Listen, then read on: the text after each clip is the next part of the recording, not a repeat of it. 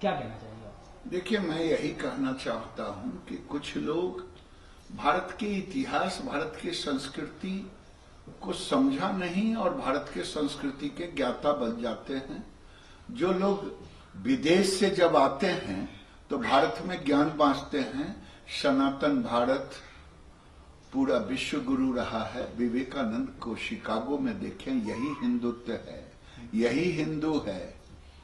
अगर आरएसएस को गाली दे रहे हैं, आरएसएस को समझना शायद उनके लिए इस जन्म में तो नहीं होगा। आरएसएस भारत की संस्कृति, भारत के सनातन परंपरा का एक तरह से विचारधारा को प्रतीक है।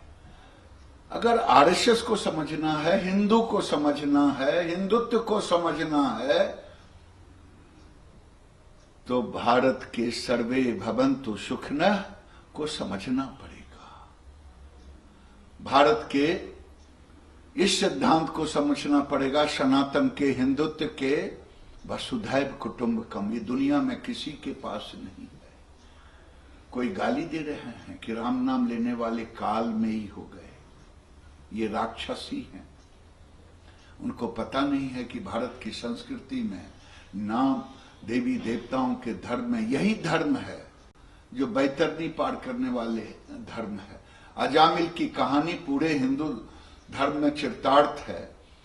जो पथगामी हो गए, पथ अलग हो गया, पथ भ्रष्ट हो गए, उनके बच्चे जब हुए, विद्वान थे, तो उन्होंने अपने नाम को, बेटे के नाम का नारायण रख दिया। राम राम नारायण करते करते वो भी मोक्ष को प्राप्त हो गए। इसलिए भारत की संस्कृति, भारत के धर्म, भारत का सनातन, भारत का हिंदू, भारत का हिंदुत्व समझना इनके बूते की बाहर की बात है। ये वोट की राजनीति कर सकते हैं, भारत की संस्कृति और सनातन धर्म, हिंदुत्व की राजनीति। हीरा जी तनकी संगठन से जोड़ दिया था, एक किताब लिखी उन्होंने अयोध्या पे, और इसके बाद अब राहुल गांधी। मैं तो आपको कह चुका कि दुनिया में कोई धर्म नहीं है जिसका सिद्धांत प्रेम का हो, वसुधैव कुटुंबकम का हो।